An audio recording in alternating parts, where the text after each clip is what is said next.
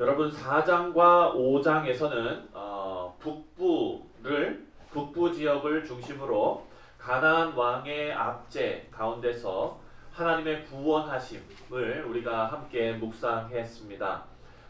여기에는 우리가 기억나는 이름들이 있습니다. 여사사 드보라가 기억이 나지요. 그리고 그 드보라가 나가서 싸우라고 불렀던 바락이 기억이 납니다.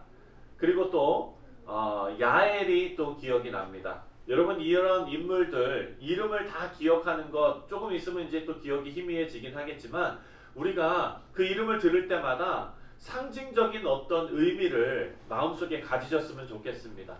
드보라 그러면 하나님의 말씀에 제일 먼저 반응했던, 그래서 여자 사사이지만 연약한 사람이지만 하나님께서 크게 사용하셨던. 바락은 어떻습니까?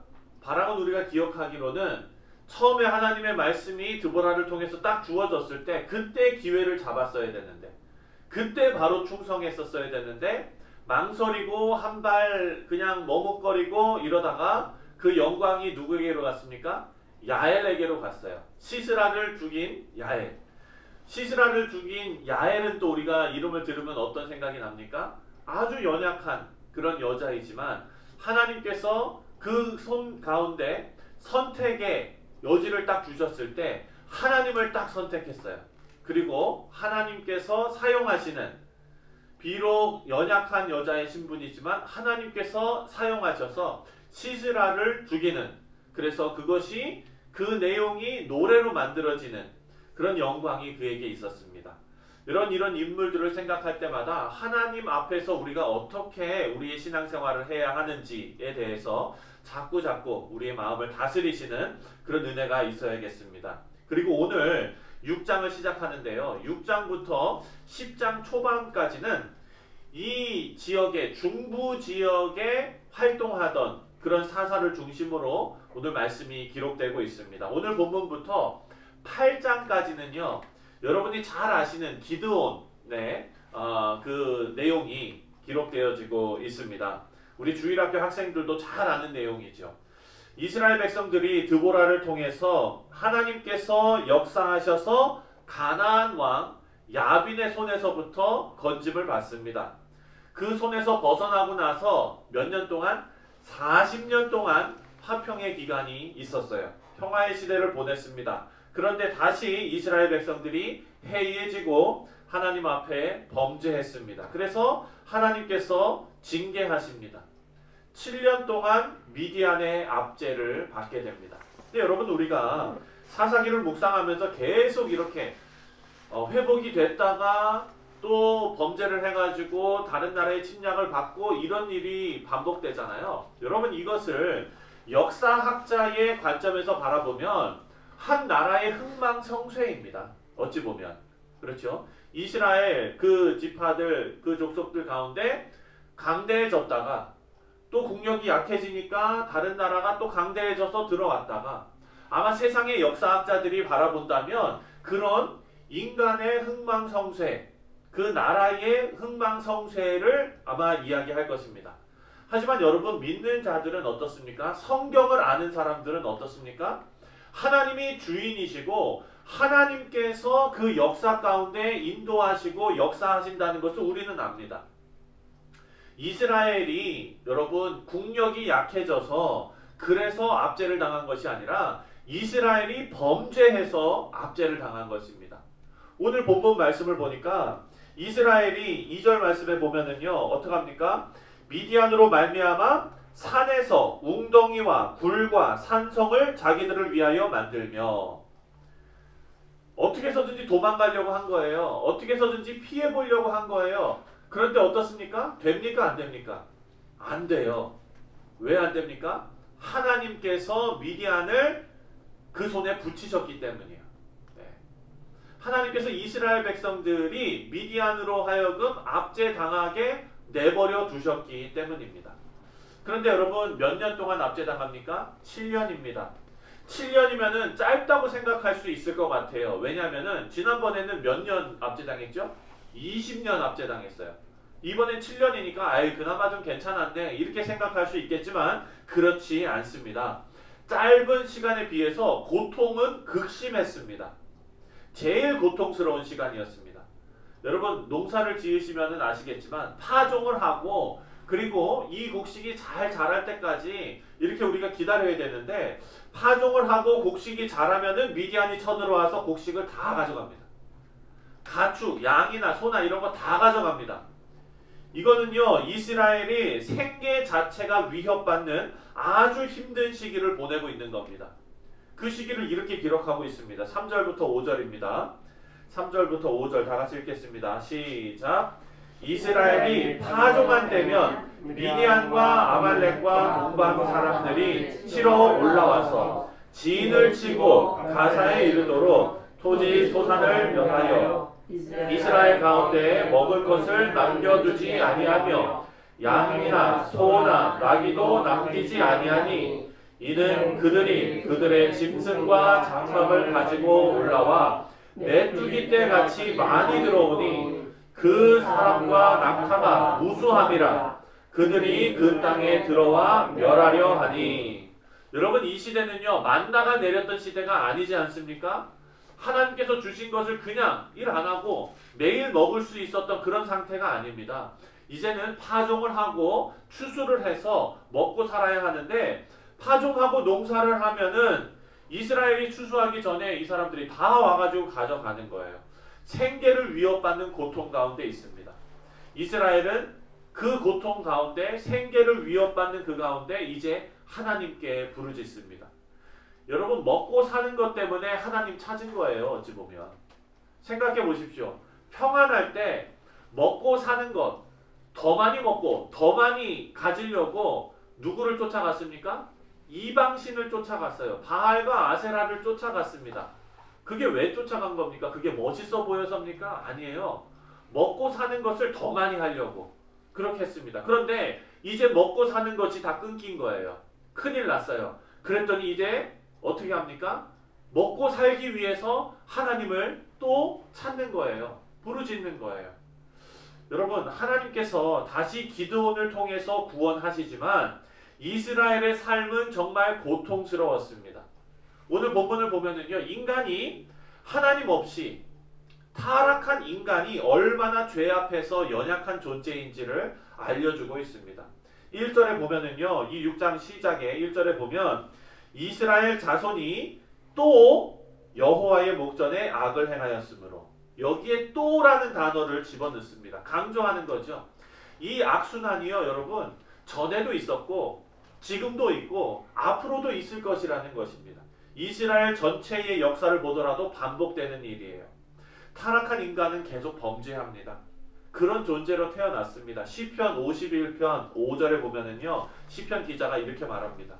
내가 죄악 중에서 출생하였으며 어머니가 죄 중에서 나를 잉태하였나이다.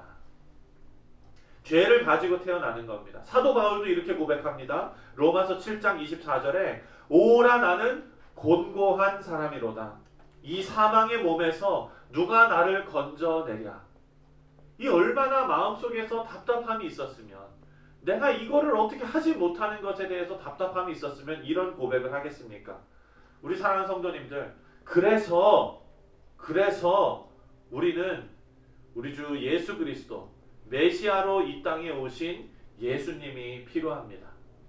하나님께서 이스라엘을 구원하신 것처럼 그리스도께서 우리를 반복되는 죄의 굴레에서 자유케 하셨음을 여러분 믿으시기 바랍니다. 이 은혜가 없이는요 우리가 아무리 땅을 파고 웅덩이를 파고 굴에 가서 숨고 산성을 쌓고 하는 것이 다 의미가 없다는 것입니다. 우리 성도님들이 매일매일의 삶에서 예수님으로 말미암는 그리스도와 연합한 자가 누리는 복을 누리시기를 주님의 이름으로 축원드립니다.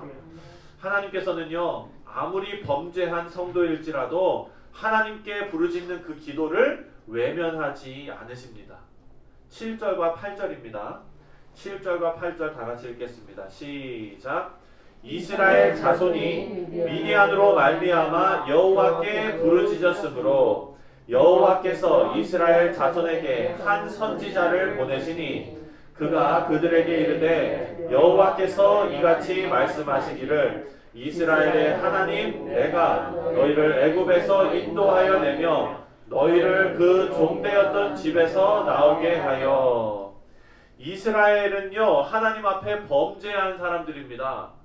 하나님께서 나만 믿고 나만 섬기라고 말씀하셨는데 더 많이 갖고 싶어서 하나님의 은혜를 잊어버리고 바알과 아세라를 섬겼던 사람들입니다. 하나님 앞에 염치가 있겠습니까? 없겠습니까? 당연히 염치가 없는 겁니다. 그런데 이스라엘 백성들은 하나님께 부르짖는데 사실 하나님께서 그들에게 응답하실 만한 그런 관계가 지금 맺어진 사람들이 아닙니다. 그럼에도 불구하고 염치 없음에도 불구하고 하나님께 부르짖었다고 오늘 기록합니다. 여러분 우리 신앙생활에서요 우리가 하나님께로 가는데 참 많이 방해가 되는 것 중에 하나가 여러분 자책감입니다. 우리 가운데 성숙한 철들은 그런 첫째 아들과 같은 그런 마음이 우리 가운데 있는 사람들, 특히나 더 열심히 신앙생활하는 그런 성도들 가운데서 이 자책감이 하나님으로 나아가는데 방해가 되는 경우가 참 많습니다. 나의 못난 모습이 하나님께로 가는데 자꾸 발목을 잡는 것입니다. 그런데 우리 사랑하는 성도님들 꼭 기억하시기 바랍니다. 성령 하나님께서는요 우리 가운데 찔림을 주십니다. 우리가 예수 그리스도를 영접하고 나서 성령께서 우리 안에 내재하시는데 우리가 하나님과 정말 반대의 길로 갈 때마다 성령께서 우리에게 찔림을 주십니다. 그 찔림은요 우리 가운데 아픔으로 다가올 수도 있습니다. 우리로 하여금 하나님 앞에 부르짖고 더 가까이 나가게 만들기 위한 찔림입니다. 근데 여러분 똑같이 사탄도 우리에게 찔림을 줍니다. 사탄도 우리에게 찔림을 줘요. 이거 우리가 잘 구별해야 합니다. 분별해야 합니다. 사탄은요 그 찔림으로 하여금 우리가 하나님 앞에 자책감으로 그 찔림으로 무기력해져서 하나님께로 나아가는 것을 방해하게 만들기 위한 찔림입니다. 부르짖는 것조차 부끄럽게 만들어버려서 하나님 앞에 나아가지 못하게 만드는 것이 바로 그 찔림입니다. 우리 사랑하는 성도님들 우리 가운데 찔림이 있다면 하나님 앞에 더 가까이 나가시기 바랍니다. 그 찔림이 성령 하나님께서 주신 찔림으로 하나님께 더욱더 가까이 나가기 위해서 하나님 제가 잘못했습니다. 하나님 제가 여기 있습니다. 이런 목적으로 하나님께서 우리에게 주신 은혜로 여러분들이 그것을 받으시기를 바랍니다. 우리 사랑하는 성도님들 하나님의 사랑은요 무한하세요. 하나님의 사랑이 무한합니다. 부모의 사랑은 참 끝이 없습니다. 그렇다고 부모가 자녀들을 따끔하게 혼내지 않습니까? 혼냅니다. 우리가 자녀들이 하나님의 자녀들인데 하나님의 자녀들이라고 하나님께서 한 대도 안 때리시고 하나님께서 그냥 옹야옹야 이렇게만 키우시는 것이 아니라는 겁니다. 이스라엘 백성들은요 그저 하나님과 백성의 관계였어요. 그런데 저와 여러분은 뭡니까? 하나님과 자녀의 관계예요. 그렇다면 여러분 징계가 없는 자녀는 사생아와 같다라고 성경이 말합니다. 우리 성도님들은요 그 관계에서 더 깊은 자녀가 되는 그런 권세를 여러분께 하나님께서 주셨습니다. 그래서 우리가 자책과 그런 사탄의 속임에 자꾸 마음이 무너지는 것이 아니라 여러분 우리가 능력이 없어서 무너지는 게 아니라 믿음이 없어서 무너지는 것입니다. 그래서 오늘 본문 10절 말씀을 다 같이 읽겠습니다. 10절 말씀에 보면 그 답이 나옵니다. 10절에 다 같이 시작. 내가 또 너희에게 이르기를 나는 너희의 하나님 여호와니 너희가 거주하는 아모리 사람의 땅의 신들을 두려워하지 말라 하였으나 너희가 내 목소리를 듣지 아니하였느니라 하셨다 하니라. 여러분 잘 보세요. 이게 위로의 말씀입니까? 이스라엘 백성들이 하나님 앞에 범죄하고 생계가 위협받으니까 하나님 앞에 살려주세요 하고 부르짖었습니다. 그런데 답으로 주신 하나님의 말씀이 위로의 말씀이 아닌 거예요. 나는 너의 하나님이라 내가 너희를 돌보리라 강하고 담대하라 이 말씀이 아니라 여기 뭐라고 했습니까? 너희가 거주하는 아모리 사람의 땅의 신들을 두려워하지 말라고 하였으나 너희가 내 목소리를 듣지 아니하였느니라. 이것은 비단 이런 모습이에요. 어린아이가 엄마 잘못했어요 이러면서 엄마 살려주세요 하고 나왔는데 그래가 아니라 딱 앉혀놓고 혼내는 거예요. 책망하는 거예요. 우리 사랑하는 성도님들, 이스라엘 백성들은요 하나님의 백성인데 고작 이방 땅의 신이라고 이방 사람들이 섬기는 우상에게 벌벌 떠는 사람들이 되어버린 겁니다. 이것은 이스라엘이 그들의 신분을 잊어버렸기 때문입니다. 우리는 하나님의 백성이다. 그런 자존감과 확신에서 믿음이 나오는 줄 여러분 믿으시기 바랍니다. 하나님께서는요 우리와 함께 하시고 하나님께서는 우리의 삶을 지키신다는 이런 믿음이 있을 때 사탄도 우리를 어쩌지 못합니다. 우리 사랑하는 성도님들, 그런 믿음이 우리 가운데 있기를 주님의 이름으로 축원드립니다. 우리는 믿음으로 하나님을 바라볼 때 거짓된 땅의 것에 마음을 뺏기지 말고 오늘을 사시는 우리 사랑하는 성도님들이 하나님을 향한 담대한 믿음으로 승리하시는 그런 복된 하루가 되시기를 주님의 이름으로 축원드립니다.